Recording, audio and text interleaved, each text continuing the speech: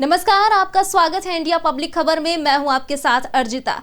17 सितंबर 1950 को गुजरात के वडनगर में दामोदर दास मोदी के घर में उनकी तीसरी संतान के रूप में जन्मे नरेंद्र मोदी आज देश ही नहीं बल्कि दुनिया के लोकप्रिय नेताओं में से एक हैं। उनकी गिनती दुनिया के सबसे ताकतवर नेताओं में होती है। उनकी ओजस्वी वाणी, कूटनीति और उनके काम करने के अंदाज का हर कोई कायल है। आज देश उनका 71वां जन्मदिन मना रहा है, लेकिन उनका देश का प्रधानमंत्री बनने तक का सफर इतना भी आसान नहीं था। नरेंद्र मोदी का जन्म एक बेहद गरीब परिवार में हुआ था। उनके पिता वडनगर रेलवे स्टेशन पर चाय बेचा करते थे। वहीं बचपन में मोदी को जब भी पढ़ाई से वक्त मिलता था तो वो अपने पिता की मदद करने दुकान पर पहुंच जाया करते थे। मोदी जब छोटे थे तो वो गुजरात की शर्मिष्ठा झील में अक्सर खेलने जाया करते थे, लेकिन उन्हें क्या पता था कि उस झील में मगरमच्छ काफी संख्या में है। एक बार एक मगरमच्छ ने खेलते हुए उनको पकड़ने की कोशिश की और इस दौरान उन्हें गंभीर चोटें भी आई थी, पर वो उसके चंगुल से बच निकले। नरेंद्र मोदी बचपन से ही आरएसएस से जुड़े हुए थे। 1958 में दीपावली के दिन गुजरात आरएसएस के पहले प्रांत प्रचारक लक्ष्मण राव इनामदार उर्फ वकील साहब ने नरेंद्र मोदी को बाल स्वयं सेवक की शपथ दिलवाई थी। मोदी आरएसएस की शाखाओं में जाने लगे, लेकिन जब मोदी ने चाय की दुकान खोली तो शाखाओं में उनका आना जाना कम हो गया। नरेंद्र मोदी को स्कूल के दिनों में नाटक करना खूब पसंद था।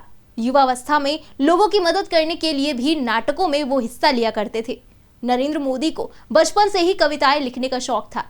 उन्होंने गुजराती में कई कविताएं लिखी हैं। वो फोटोग्राफी का भी शौक रखते हैं। नरेंद्र मोदी का जीवन बेहद अनुशासित रहा है। उन्हें बचपन से ही सुबह जल्दी उठना काफी पसंद है।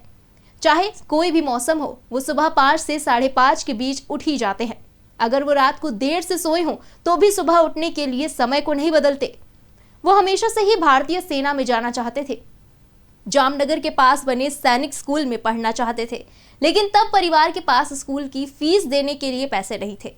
बताया जाता है कि नरेंद्र मोदी जब छोटे थे तो वो एक दिन एक सन्यासी से मिले। उनसे मिलकर इतना प्रभावित हुए कि उन्होंने युवावस्था में ही सन्यासी बनकर काफी भ्रमण किया। वही साल 1965 के भारत पाक युद्ध के दौरान नरेंद्र मोदी ने रेलवे स्टेशनों पर जाकर सैनिकों की मदद की। उन्होंने 1967 में गुजरात में बाढ़ पीड़ितों की भी काफी मदद की थी। नरेंद्र मोदी का बचपन से ही संघ की तरफ खासा लगाव था और गुजरात में आरएसएस का मजबूत आधार भी था, जिसके चलते 17 साल की उम्र में वो अहमदाबाद पहुंचे और उसी साल उन्होंने राष्ट्रीय स्वयंसेवक संघ की सदस्यता हासिल की। इसके बाद 1974 में वो नवनिर्माण आंदोलन में शामिल हुए। इस तरह सक्रिय राजनीति में आने से पहले नरेंद्र मोदी कई वर्षों तक राष्ट्रीय स्वयंसेवक संघ के प्रचारक रहे। साल 2001 में जब गुजरात में भूकंप के आने से 20,000 लोग मारे गए, तब राज्य में राजनीतिक सत्ता में भी बदलाव हुआ। दबाव के चलते तत्कालीन मुख्यमंत्री केशुभाई पटेल को अपना पद छोड़ना पड़ा और उनकी जगह नरेंद्र मोदी को राज्य की कमान सौंपी गई और इसके बाद मोदी ने कभी भी पीछे मुड़कर नहीं देखा। साल 2012 तक नरेंद्र मोदी का बीजेपी में कद इतना बड़ा हो गया कि उन्हें पार्टी के पीएम उम्मीदवार के रूप में देखा जाने लगा। 20 दिसंबर 2012 को गुजरात चुनाव में नरेंद्र मोदी ने फिर से बहुमत हासिल किया और राज्य में तीसरी बार अपनी सत्ता का डंका बजाया। सितंबर 2014 में नरेंद्र मोदी को पार्टी का प्रधानमंत्री पद का उम्मीदवार घोषित किया गया। मोदी की अगुवाई में 2014 में चुनाव में बम्पर जीत के साथ बीजेपी की सत्ता में वापसी हुई। यही जीत उन्होंने 2019 में भी दोहराई। नरेंद्र मोदी को हम कई तरह के गेटअप में देखते हैं। दरअसल स्टाइल के मामले में मोदी बचपन से ही थोड़े अलग थे। कभी बाल बढ़ा लेते थे तो कभी सरदार के गेटअप में आ जाते थे। पीएम मोदी की कई खूबियां हैं जो उन्हें अपने समकालीन नेताओं से अलग बनाती हैं, जिसमें पहला है तकनीक पर फोकस। 2014 के चुनाव में भी इसकी झलक देखने को मिली थी। कहा जाता है कि मोदी बारीक से बारीक और छोटे से छोटे विषयों पर पैनी नजर रखते हैं।